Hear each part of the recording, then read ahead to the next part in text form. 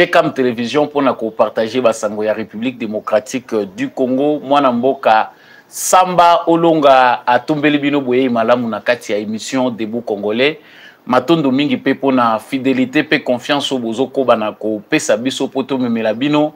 Basango ya mboka na biso pe na nzinga ozali déjà na kati ya direct oyo tope obetili baku malamu ya kokutana na mwana mboka Samba Olonga à travers émission oyo to sala ka ndenge nini o liker o partager pe o s'abonner soki nano ozali abonné te na etando na biso donc boko takapenda ebele bokoto bo partager actualité na bino c'est Samba Olonga des pères et des mères comme d'habitude azali na bino pona ko partager basango ya République démocratique du Congo. Vous faites les bons gestes, partagez déjà l'émission là, je suis en direct. Kabola déjà émission oyo na ba groupe WhatsApp na yo. Pesa yango voisin yé pas à la éclairer le kola yo. Kabola émission oyo, bienvenue sur GCAM Télévision. Kobo sana ko like te topé ko partager actualité na bino. Justice Yanzambe iratakate justice Yanzambe motomo côté a échappaka na contrôle nango soki oko sala kamabe okanisi baza komona yote foyeba que justice Yanzambe ezalaka nazalaka penda très content pe nazalaka na engagement ya ko rappeler ba commun de mortels que justice Yanzambe ezalaka salaka kaka malamu po oko récolter ba fruit ya ba acte yozali composé à la une ya actualité na biso to kanisa ki to sito bosana mais guerre ezongi na oyo bazali komibenga ba opposant congolais mokolo ya lobby Jean-Pierre Lacroix oyo azali secrétaire général adjoint ya Nations Unies chargé d'opération de maintien de la paix Ayaki na République démocratique du Congo. Après avoir rencontré le président Félix Tshisekedi, akutani sika awa na ba oyo baza komibenga ba opposant. Na kokutana na bango, en tout cas des courants de pensée ebimi na kati ya bato oyo bakutana gina ye. Il s'agit de l'autre côté Martin Fayulu et de l'autre côté les kabilistes autour ya FCC na bango. Martin Fayulu soutient un processus pour Kinshasa, c'est-à-dire les dialogues. Bato ya FCC, oyo bazala qui représenté na Ramazani Shadari, bango pe bazana plan na bango balobi Tshisekedi a honoraka ba engagement te, a respectaka eloko moko te, andimaka accord moko te, baza d'accord te pour un dialogue. Et même si dialogue esengeli ezala, bango bamoni ezali important que Tshisekedi a dialogué na ba oyo bazali ko occuper des localités na République démocratique du Congo. Na kati ya émission oyo boyebiete Samba Olonga analysaka en profondeur ba vérité ezali ebele toyeba c'est quoi l'opposition congolaise, ba vraie intention ya bato baza ko mibenga ba kabiliste ezali nini. Fayulu a-t-il raison de faire appel pour un dialogue? Soki dialogue pende sengele salema ezali na initiative ya nani? Est-ce que le dialogue est une impérieuse nécessité? En tout cas, toujours na impact na idéologie. C'est dans cette émission. Si vous êtes déjà en direct, partagez les lives. Soyez de plus en plus nombreux à commenter. Kobo sanako likete. Kabola déjà live oyo na ba voisin. Bango pe bakota déjà na plateforme na biso po émission na biso euti ko banda. Sangwami balé na kolobela awa balobi que vérité et ya kaka malembe ni escalier et komi nini kelika monini eza ko lié Tshisekedi na ba to baza ko benga ba FDLR. Pourquoi les Rwandais s'acharnent-ils sur Tshisekedi la question ya ba FDLR? Est-ce que document ngo ezalaki authentique? Vérité et yebani na kati émission oyo après des recherches vérité enfin yangwana tokolobela na kati ya émission oyo qu'est-ce qui s'est passé. Document oyo ba Rwandais ba publié, que ça soit ya batu ya Nations Unies, que ça soit oyo ba publié ba lobi ke euti na cabinet ya président Félix Tshisekedi. Vérité cachée ezali nini? Samba Olonga aza kolobela vérité wana ponga na lingaka na za la claire.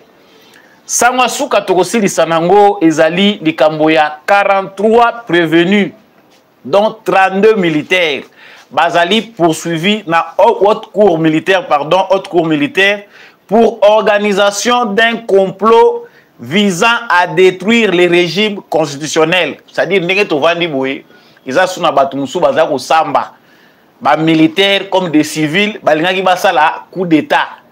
Congo chaque fois tolamukaka tozalaka na ba makambo, il y a toujours des sujets na poni élément oyo pona lobela bino ki eza na batu ebele baza koyeba mutuya ya vite.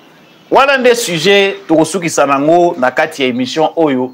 Soko oza déjà en direct na tombeli yo boye malamu na kati ya émission oyo tosalaka ndenge nini partageaka déjà actualité na voisin kabola lien voisin pe azala connecté lokola yo au même moment ko bossa na ko liker te en direct to likaka nazalaka vraiment très content tant bozo partager émission na bino pe bozali ko liker yango. Bienvenue à vous qui nous suivez depuis la province de Kasaï. Bandeko bozolanda biso depuis Ngaliema na Kinshasa. Bandeko bozolanda biso de partout. En tout cas, dites-nous en commentaire ce que vous pensez de l'actualité et oza wazalendo tope FARDC na motema depuis wapi na République démocratique du Congo. Voilà, de retour à l'actualité. Nauti koloba na ebandeli que enfin to poussani malembe et échappaki mais tozo kokende nango kaka à peine ba élection esili toza nanu na année oyo renouvellement ya ba animateur ya ba institution et ça les maka na lenteur pe lourdeur au makambo et ça les maka na Congo. Nous prenons presque toute une année pour tout remplacer ba benga bango banani ba acteur topé ba animateur ya ba institution na biso. Pour nous c'est toute une année pour tous un gouvernement tous un parlement ya sika ba animateur nango ba bureau nango to banda ko ba gouverneur. Nous aussi toyeba na biso aussi to mesana qu'il faut kanga mutema na Congo pour commencer à compter les mandats du président de la République, c'est-à-dire première année. Et ça on dirait année oyoyo et les kakanango kaka ndenge wana ofele. Mais sango na ye nango ya liboso ndenge na lobaki na sommaire ezali que awa toza ko lobawa likanisi ya Martin Fayulu ya dialogue ezali na mesa ya Nations Unies. Tant on a ko loba Nations Unies la kisi que représentant ya Nations Unies oyo ayaki na République démocratique du Congo. Na kombo ya monsieur Jean-Pierre Lacroix oyo azali secrétaire général adjoint ya Nations Unies en charge des opérations de maintien de la paix. Asa akutana kina Félix Tshisekedi ndenge kaka ezalaka na tour na Congo po moni na Congo soki ba moni mutu ayelo poso pembe Valero ba pesaka ye ezaka pona politique te complexe moko bo esalaka biso que umoni na Congo mindele moko bango moko pe ba comprendre que quelque part tozalaka complexé bwana ba problème na bino mais bino moko bo sepeli bokendaka ko confier ngo batu po batu wana bakotaka makambo na bino. Martin Fayulu bayambamaki na mutu wana ya Nations Unies. Martin Fayulu Ramazani Shadari batu pe ya le côté ya Katumbi. Mais nakati ya masolo yo bango bamemi kuna balobeli situation na République démocratique du Congo, il y a Martin Fayulu qui a essayé ya ko rappeler conscience na bango kotalisa bango que makambo ezoleka na est ya Congo. Est-ce que Nations Unies aza ko mona ngote ba crime o ezoleka à l'est de la République démocratique du Congo. Mais la matière principale o ebimi kuna yangonde tozolinga tolobela sika awa. Martin Fayulu pona ye alobi que il faut qu'on paie sa priorité na processus de Kinshasa. Boyoka ba terme côté kuna bazolo ba processus Luanda. Mais pona Martin Fayulu, il faut un processus de Kinshasa. Yangonde faut la priorité. Ce processus de Kinshasa aura pour but la cohésion et l'unité nationale. Ba Congolais ba sangana autour ya Senko na SCC pona kosolola masolo ya unité pona ko renforcer cohésion nationale. De prime abord eza nango idée ya mabete omoni soki mutu azolobela kimia esika bitumba ezali bato nyonso balingaka batya matoi bayoka. Mais de l'autre côté, l'autre camp invisible, parce que dans la pratique l'opposition FCC n'existe pas. Dans la pratique baza ko exister théoriquement parce que sur le terrain to yebite opposition ya bato baza batikali bakabiliste. Baza ko saïla opposition na bango wapi baza na peuple to baza na forme oyo bango bazo meme l'opposition na bango.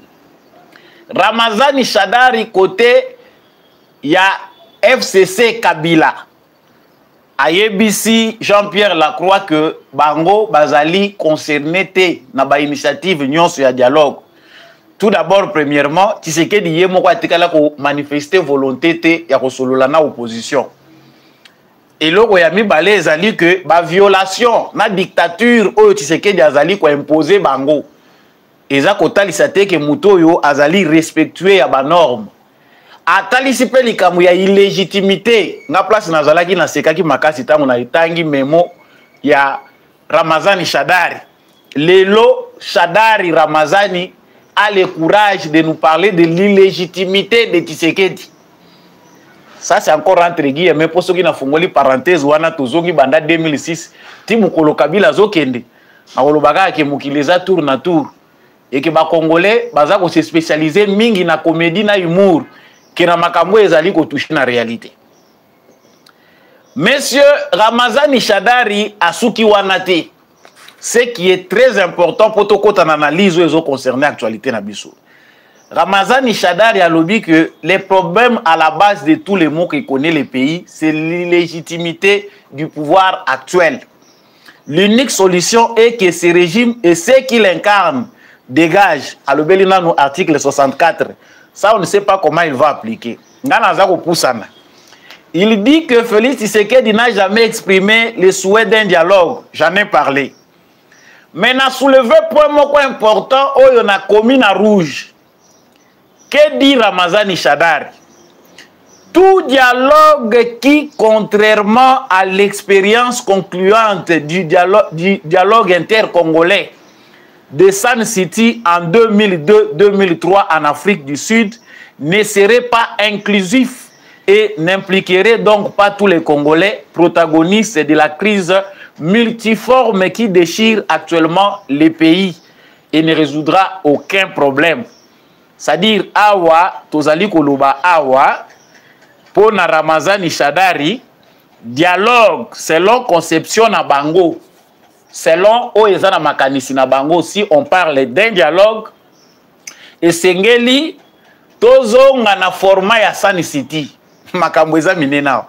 Vous qui êtes déjà en ligne, partagez les lives. Partagez les lives et likez. Merci na bande konyon so bozo rejoindre biso en direct depuis Lubumbashi et depuis partout boza kolanda biso. Bon après-midi pe na bino, partagez les lives et surtout likez.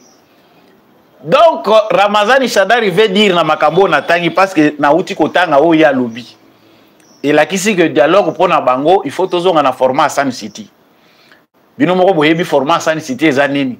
Format Sun City nde mutememi biso na point otokomi tozwa ba belligérant ba criminel de guerre ba RCD ba nini nyonso to lokotaka to chaka kitunga moko wana format wana nde yango bazoluka wana ezali ba fait, c'est-à-dire na moment tozali koloba il y a deux courants de pensée dans ceux qui se disent ou qui s'appellent opposants.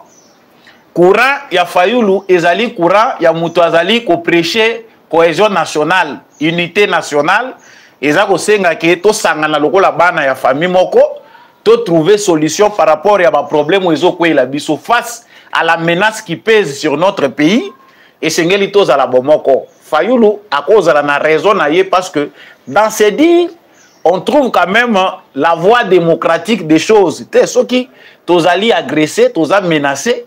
Il n'y a pas de mal que to met tout na biso te, il faut to se serrer les coudes. Outrepasser à Fayulu ou ezako sala ke bato belé ba croire na yete, la démarche en elle-même a quand même une certaine importance. Bisika oyo mboka ezali menacé, on oublie nos bandits, nos sorciers, Batu oyo tozana bango na kati bazali na ba caractère kili parce que parmi nous il y a des bandits, des voleurs, batu ya ndenge na ndenge.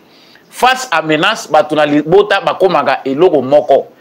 On peut d'abord prendre avec tout son sens maloba ya Fayulu. Menga nazokende d'abord mingi avant ya kozongela Fayulu nazwinde maloba ya Emmanuel Ramazani Shadari. Félix Tshisekedi nous a révélé quelque chose de très important que nombreux n'ont pas voulu accepter, surtout ceux qui se disent opposants.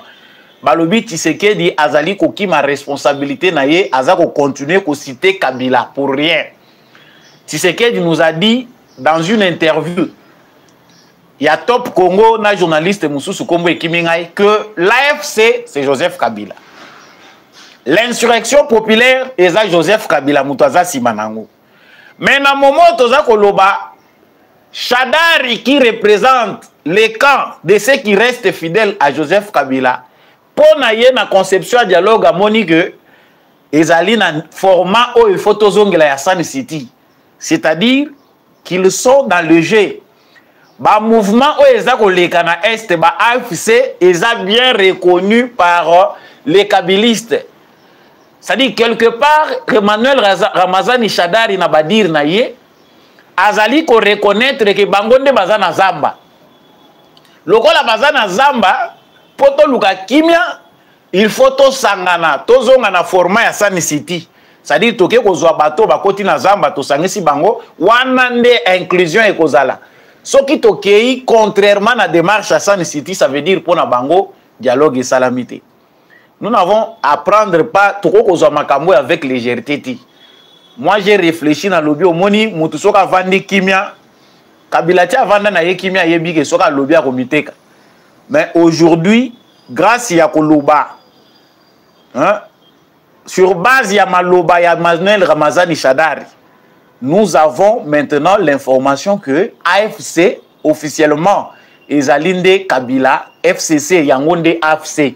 Donc FCC obiso tozo kanisa kiza na opposition baza penda ba opposant baza nde na zamba opposition na bango baza na zamba siko baza komona ke calcul ekomi compliqué lolenge nini oyo bango bakoko ya kozongela na schéma ya makambo eza koleka na mboka.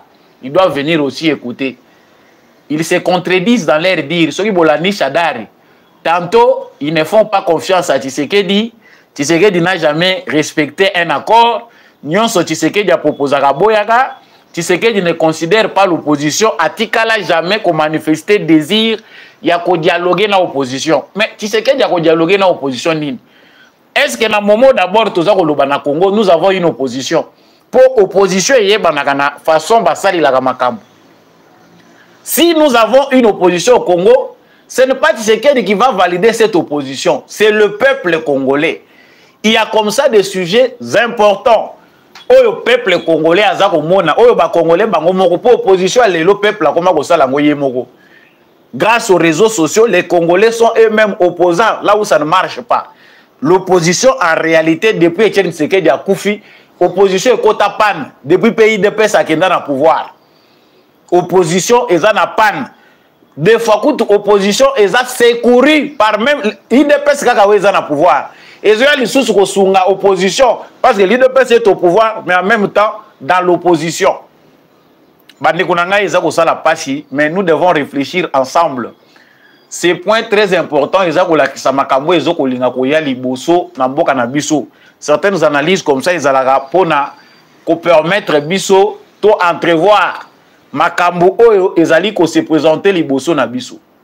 La thèse de Martin Fayulu etikali entre guillemets parce que tant que toza ko lobaketo prioriser processus ya Kinshasa, c'est comme si le problème en soi est un problème interne, d'ordre interne kaka, ezali problème moko externe te topé ezana ba visée internationale te. Côté ya Kagame essoufflé qu'il est, il veut que les Congolais se divisent. Les Congolais tous ont un problème entre nous, tout comme on se chamailler. Pour une fois kaka awa to la dialogue, to vandi to lobi que biso toza ko réfléchir sur le lenge nini, oyoyo to ko trouver ba solution. De l'autre côté lui, il prend son souffle, alugi ndenge nini ya kosala. Mais Ramazani Shadari nous dit encore pour une fois que soki Tshisekedi aza penda na besoin de dialogue, soki dialogue eza initiative outi pas Tshisekedi, il faut kende ko dialoguer nde ni akoki ko penser te ko kende ko dialoguer na bato bazali ko occuper territoire na biso. Vous avez là tout ce qu'il y a comme information. Moi ni soko zoluka information, vanda malamu bande ko bozolanda ngai, prenez le mémorandum de Ramazani Shadari qu'il a donné à Jean-Pierre Lacroix, secrétaire général adjoint chargé des opérations des Nations Unies. On peut comprendre que agenda ya Kabila na Congo eza nini. Qu'est-ce qu'ils attendent? Ça dit na moment biso Tshisekedi azali ko achever Kagame diplomatiquement. Kabila lui est en train de créer un front avec ses membres au Batikalia au Baruffelin, ba poche na bango ils ont réclamé Kabila. Il faut passer la front commun pour s'opposer à Tshisekedi de manière à donner des béquilles à Kagame. Ce qui batangi kombo à Kabila batumusu balobi, c'est une façon ya ko défendre bateau baza incapable ya ko gérer, baza incapable ya ko faire avancer makambu, baza ko continuer ko tanga kombo ya Kabila. Voilà pourquoi nous sommes en danger. Voilà pourquoi Kagame résiste. Kagame résiste parce qu'au milieu de nous, il y a des personnes, des gens au Bazali décidés. Il y a qu'on continuer, qu'on aider les ennemis na biso. Il y a une conclusion elingez à la nini parce que si je otokolobelango tamulaï, c'est un débat qui a commencé, sachez-le bien que lorsqu'il faut mener des réformes pour na kozongi samboka oyo tout droit, lorsque bakoloba que changement constitutionnel, lorsque bakoloba que des réformes judiciaires, des réformes telles, ces gens-là vont s'interposer pour na koboya que Makambwana est s'appliquer. Mais reconsidérons un peu l'idée de Martin Fayoulou. On dit entre deux mots, on choisit les moins difficiles. Bater mezo échappé les francophones, vous allez encore ajouter place Bozali. Entre ba mots ils allaient plus grave. Ba ponaga oyo au monique ils moins léger. Ou ils allaient moins simple. Le moindre mal voilà. Le moindre mal ne va choisir ça. Ici dans le contexte où nous parlons, ngamoko na moni yango flou. Comment imaginer que même les Rwandais s'interposent dans ces problèmes qui opposent Fayoulou aux Kabilistes? Ba Rwandais, baza kokoti la ba Kabiliste. Allez-y déjà vous-même comprendre de quoi il s'agit. Fayoulou abimisi ide na yeto ebi ke vie asa koma likolo moko déjà ça abukana makolo. Clairement, lokolo moko atikala zo boite nango azo kotali la paix avenir politique na ye. Parce qu'avenir politique ya Fayoulou eza sans enjeu. Tango azalaki populaire azalaki Fayoulou akomaki mafawana. Oya numéro 3. Fayoulou pouvait réclamer beaucoup de choses et peser de tout son poids pour abongi sa carrière na la scène politique congolaise. Mais aujourd'hui, le Fayoulou qui cherche à se tailler des chemins n'a plus de dents. Aza sune loko mokote. Fayoulou a commis un rôle moko important. Mais rôle oyo, il faut te considérer en haut. Eza bande kwebele balingi kondimangote. Au nom du pays, de l'unité, bato yo bazali koya na schéma, il y a dialogue avec les Rwandais, dialogue avec le M23, ce sont les ennemis. Ceux qui veulent dialoguer, na schéma oyo Fayoulou azoloba, na batu ya Senko na ECC, qui c'est qu'il est déjà président de la République. Bokolongola ye mandat na yete, il a une majorité oyazui parce qu'il a 5 ans constitutionnellement où il a préparé na ye. Mais s'il y a des gens qui pensent qu'il y a des problèmes au pays, nous devons apporter des solutions. Où est le mal? Le tout Congolais est pris de paix, tout Congolais soucié du développement de son pays. Les ennemis du Congo ne veulent pas de l'unité des Congolais. Moindre mal oyo Martin Fayoulou azali, ezali équilibre azako jouer. Entre les deux mots ici, biso toponi moindre mal. Martin Fayoulou, avec son passé chaotique qui a divisé les Congolais, recherche aussi à se rattraper. Mais c'est un processus où Bissognon se faut télémer là. Au lieu d'avoir des Congolais qui continuent à rejoindre Kagame, mieux vaut avoir un front de Congolais ici chez eux. To soit na biso et souka ipa na biso. Que tous les Congolais qui s'allier na Kagame pour combattre leur propre pays. Vous comprendrez de quoi il s'agit. Équilibre, équilibre ezali. des fois mutu mususu boyebi que azana ye importante mais na moment moko boye bomoni pas se ressaisir aye ko pesa importance même na kati ya mabe nzambe pas azalaka. Pour ceux qui comprennent bayebi de quoi je parle, même na kati ya mabe nzambe pas azalaka d'une certaine manière pour nous éduquer, nous orienter à sa façon. Donc cette opposition qui se dessine, il y a dialogue oh Tshisekedi nanu kutu alobite parce que Tshisekedi nanu alobi logo mokote. Mais Fayulu impose un débat où ils ont déjà kobima. Bino bota la déjà où ils ont na kati ya koleka. Eza la bateau basé pa Katumbi. Eza la bateau yo baza komibenga o les kabilistes. C'est la même chose. Ceux qui s'opposent à l'unité nationale. Bateau yo balingi bazongisa biso na schéma ya 1+4. Schéma ya kokende kozwa ba terroriste, ba bandits. Aujourd'hui nous nous inquiétons. Ponga la linga kozonga sima. Inquiétude des amakasi na biso le lot oza ko se poser des questions. Classe politique au boyepo na nini. Mais notre classe politique, c'est le résultat de ce que nous avons fait à San City. Na San City, nous avons pardonné les politiciens congolais qui s'étaient réunis dans le dialogue.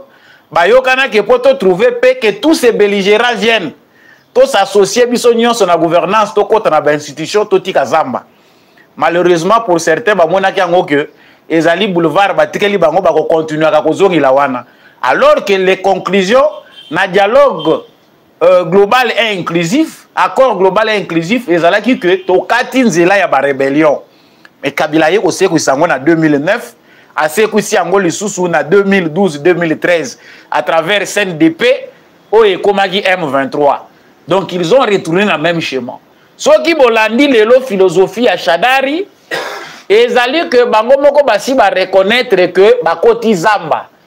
Maintenant le roi bayebi que Tshisekedi azana bibundeli lolenge moko na Kabila te. Tshisekedi azali trop difficile pour na bango.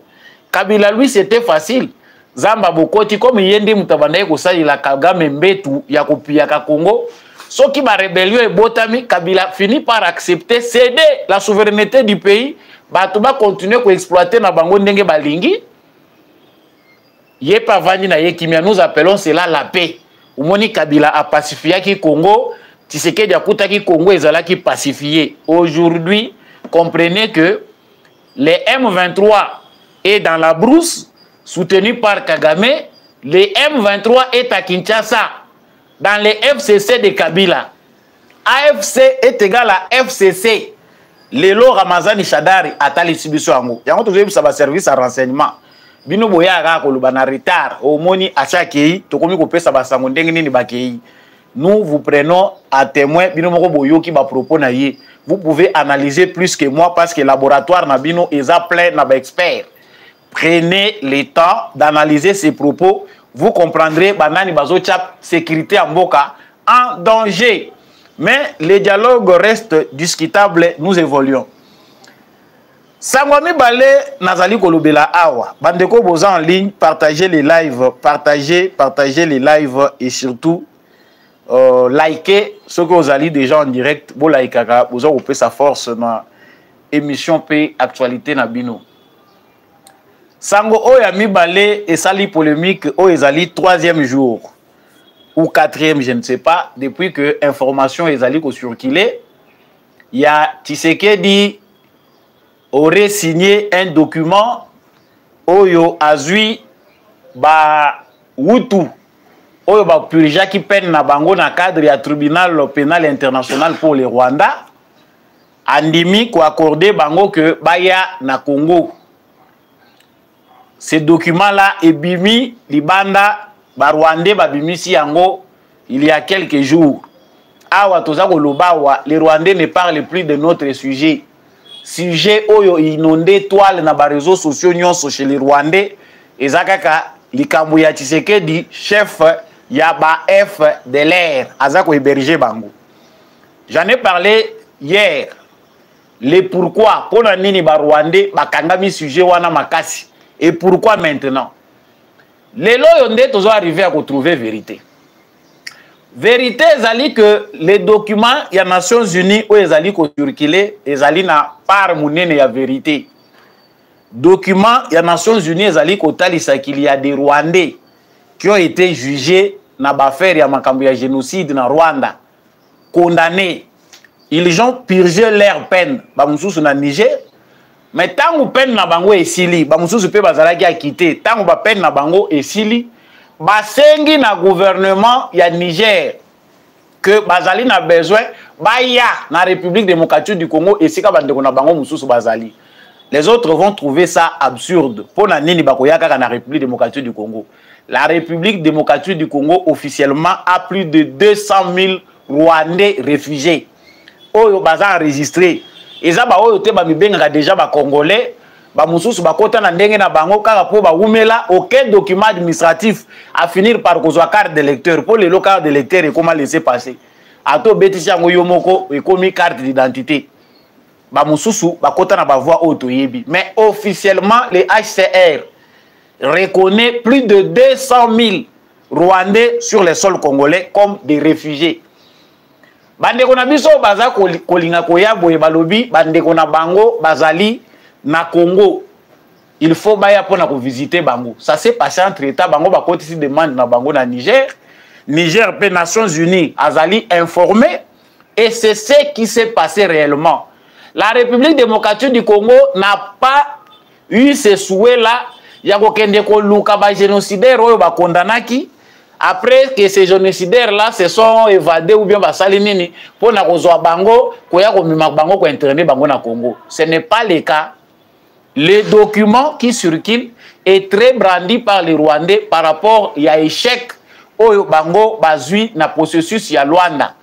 Comme à Luanda, plan oyo bango babongisaki ezalaki que Tshisekedi a ko se rabaisser, a ko détruire Moussala Sali pour accepter un dialogue avec le M23. Et que cela n'a pas marché, ils sont obligés maintenant de sonner la cloche des FDLR pour justifier les actes qu'ils veulent commettre. Barwandais bayebi ke bazana singana kingo Kagame n'a pas un discours clair à dire aux Rwandais parce que l'opinion rwandaise est allée divisée. Les Rwandais qui vivent muselés, les Rwandais qui vivent pris en otage ont aussi besoin d'un discours de vérité. Dans l'absence de ces discours-là de vérité, Kagame doit monter des preuves. Quelles sont les preuves qu'il doit monter? Il doit montrer que le Congo, si nous nous attaquons aux Congolais, c'est parce qu'ils sont en train d'héberger des génocidaires. Ils sont en train de mettre tous les génocidaires ensemble pour venir nous attaquer. C'est ça le discours de Kagame. Mais le problème, c'est que Congolais jusqu'à tel point que nous nous divisons pour tout ça. Démocratique du Congo, comme s'il y a un problème grave. Non, cher Congo. Si à mieux communiquer, parce que désordre nabiso, yango nezo pe sa pe ba ennemi ba beki. Les problèmes, est-ce que nous ne savons pas que prétexte oyo Kagame azali ko se servir nango ya ba FDLR, eza aventure abandi ko créer bandakala. Et que les FDLR dont il parle, ba si pe batalisie que ce sont les minéraux qu'ils cherchent. A côté combien de fois na Congo pour na traquer ba FDLR? Ba FDLR oya zoluka lelo tango akotaka lokola yebi place bazali n'époque Kabila nyonso ti Kabila dirigé 18 ans. Ba si laté. Si tous les Hutus deviennent des FDLR, c'est qu'il faut une conférence internationale. Tous les barandophone nyonso to tsa bango pembeni to yebisa Kagame aya kopona bato ya za ko benga ba FDLR. Moi je pense que c'est aussi ça une solution. Que le gouvernement congolais puisse répertorier tous les rwandophones. Parce que tu as mis plus d'1 million. Ils dispersés même dans la province. Mais qu'est-ce qui se passe finalement? Nous avons aussi un problème. Il y a communication et pas une abisso. Vous avez raison, mais raison est pourquoi? Parce que chez nous, on pense que ça doit se faire automatiquement. Donc, quand les gens aiment leur pays, c'est qu'ils défendent comme ils veulent. Non, même la défense est coordonnée. Même sur le plan médiatique, tout doit être coordonné. Les journalistes, atazali lettrés. Mais il faut y avoir option d'État et zanini, orientation d'État et zanini. En tant que journaliste, nazako loba. Mais sur le plan étatique, pour défendre mon pays, qu'est-ce que je dois faire? Les Français, bazaka biloba loba. Mais bayebi anglais. Ya mboka na bango te oyo soki na beti boye naza lokola naza ko empiéter ba intérêt na biso ba français boye na ko beta ngote akozi pango akolobela ngote Mais chez nous, tout est visible. Ce qui va le tout est à mettre sur la place publique. Tout le monde s'attaquer. Les Rwandais, les côtés de la présidence, les bimi à gauche, les bimi à droite, les bimi à Tshisekedi. Tshisekedi pas à moi na mukete. Ce qui total nombre ya ba émission au biso to saleli Félix et Tshisekedi pour dire qu'il est en danger. Til est l'eau, mais il faut to kangamino na biso to tikaye. C'est entre lui et son Dieu. Après tout, c'est lui le président de la République. C'est lui qui choisit ce qu'il veut. C'est lui qui a prêté serment. Moi, na mukende bazwaka responsabilité à kovande la ye, kobanda koluka potopoto kosala nyonso. C'est lui le président de la République. En tout cas, dans le dossier wana ilo esalinga pas ces alliés que nous avons une catégorie de Congolais qui sont souvent dans l'émotion. Kaka dans l'émotionnel. Otali bango et pas Rwanda, te beti bango. Des fois les silences ezali malamu. Ba sujet mususu yaka na mesa na ngai nga Natalia on a lobité. Je trouve que Bisonde Moutou, tout ça n'a pas si awa. Je ne peux pas exposer ça. Et ça, le rôle aux yeux militaires, Oyo, a une mauvaise posture. Militaire à langue Masanga, a Moussa Teni à faire des yo yeux vidéo naïe au public. C'est quoi l'intérêt? L'intérêt, c'est de détruire, salir l'image du pays. Parce que tous les militaires ne se comportent pas de cette façon-là. Mais tant que vous avez Moutouana pour exposer, alors que ça kamoko particulier. C'est que l'image mobimba, il y a armée, et ça image à bateau, baza komila, chanvre na bateau, baza kolangwa matin, midi, soir. Alors qu'il y a des frères, vieux ou jeunes, bazali ko bomanzo tona bango chaque jour, baza exposé, bamusu bazo kufatoye bi bangote, pour na cause ya mboka. En tout cas, présidence de la République, na nazo kanisa ke likamboyo, ezali ko servir de leçon pour savoir orienter les communicateurs et les journalistes. Et ça important pour informer biso. Ceux qui boza ko pesa biso toujours des informations na ba source officielle, on sait s'en servir. Mais quand les sources officielles baza ko yeba tendenge nini ko encadrer ba journaliste na ba communicateur. Kaka mandoki ya malobo tozo lobe ko balukela kabino. Bino mo bozo mona teke dans votre propre pays, vous êtes encore obligé de tolo bandenge nini. Bozo bundali susu na ba journaliste ya mboka na bino moko. Et ça, vous avez la valeur de la communication. Nous avons insisté sur une émission, donner de la valeur à la communication. Je venais de parler dans le premier sujet à Walikamboya, Yakabila. Si les autres ont un débat, au moins, batata me bimbana bazongi bakoti réunion OFCC Kabila, au ba communicateur Yakabila. On les a organisés, ba préparé bango. Le régime de Félix Tshisekedi, j'insiste, ne donne pas de la valeur aux communicateurs. Tant ya former bato oyo bakoyi koloba correctement orienter opinion na makambo ya mboka ezate to bando justifier on le pays est en guerre. Oui, le pays est en guerre, communiquons en désordre. Comme ça le pays est en guerre. J'ai dit nasuki si awa na sango moko ezali important. Sango oyo ezali penda kotalisa penda que avant na sili sape bandeko moko bazo rappeler nga likambo ba uto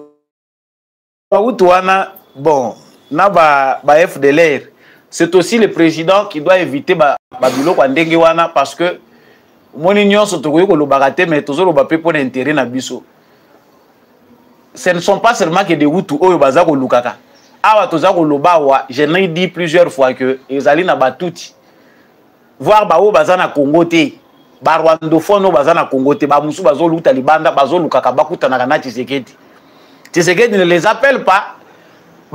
Tout bango moko bazui décision que tous en a besoin de kuta dans Tshisekedi, on en a marre. Il toque à la porte. Alors nous, tu empêcher petit Tshisekedi que à ça la diplomatie naie parce que quand les gens viennent vers vous, bah négliger l'information stratégiquement parlant, on peut toujours écouter, garder toujours une oreille attentive. Ata ayambi bango na direct boité face à face, mais il y a toujours des moyens par lesquels il peut écouter ces gens-là. Bazoya Kolobanini. Ils sont nombreux comme ça. En situation de détresse, Bazako Lukake, Bakoutanana, président congolais, parce qu'il pense que ce que le Congolais est en train de subir est injuste. Alors, Biso Tokoko, tu as des détails, qu'est-ce que tu sais qu'il fait avec ces gens-là. Mais au moins, présidence et maire de sûreté, ne donnons pas de béquilles aux Rwandais. Kagame qui est dos au mur, Topé Saïba béquilles pour Balobaki Baef de l'air. Pour oyo babongisa ki ese kufi. Awa tozali pe koloba ba candidat mususu à la peine de mort bazali. chers téléspectateurs, likez. Vous qui êtes en ligne, merci à vous de nous suivre. Continuez à liker la vidéo et la partager s'il vous plaît. 48 prévenus, dont 32 militaires. Bazali poursuivi dans haute cour militaire pour organisation d'un complot visant à détruire le régime constitutionnel. Je suis passé sur cette information, pas aperçu. Tout le Quito s'est renseigné, tout le monde, mais finalement, ceux qui complotent contre le pays, baza combien? On comprend qu'il y a des gens désorientés. 32 militaires, FARDC, garde républicaine et des civils y compris. Peine de mort, on peut bandit. Déjà, une centaine de gens sont déjà condamnés à mort. Place n'a lieu à exécution, ça ne me concerne pas. Mais moi, je prie toujours la RTNC. Oh, bazarambon, on a vu ça redevance. Ce que sombi redevance les alliés, au sombi télévision, redevance les alliés, bah aider biso, tous à la claire, toye baka, bah exécution les autres na Congo. Même attention, vous la saviez sur l'UET et comment ça s'est fait. Dites-nous combien déjà sont exécutés. Vous pouvez avoir cette information là. Pour ceux qui n'ont pas eu, bah mais au moins le micro de la RTNC, il y a aider biso toye bango. Bande kona biso oyo ba militaire ba kosamaki. Oyo ezali likambo ya malanga te. Oyo ezali pe mba mususu lisusu na ndenge na bango pe. Nungu na kati ya armée balobi non te eza na makambo eza kobongisama awa Tshisekedi ya kokende. Il faut déjà se préparer. Tshisekedi ya kokende oui, mais quelque part il faut peto bangaye parce que oyo batu bakanisa ki pona Tshisekedi tomoni asali 6 ans na pouvoir. Nous devons quand même féliciter Moutouana, tout le monde a payé à Zamakasi. Soka Kokisi 6 ans, il y a solo à Zamobali. Kabila avait tout laissé en train de contrôler à l'extérieur du pays. Kabila n'a armée, n'a la police, n'a service de renseignement dans les soucis de continuer à contrôler. Mais il faut tout n'a pas nini Lelo Emmanuel Ramazani Shadari Azako Benga Tshisekedi dictateur. Il faut que tout n'a Lelo Kabila Zawapi. Tozo yeba clairement un président, un ex-président de la République, oyo altika ki pouvoir na voie moko pacifique, entrer na sortie. Toza yeba te na minito yaza ko se retrouver na mboka nini, akomi akimi mboka kaka boye.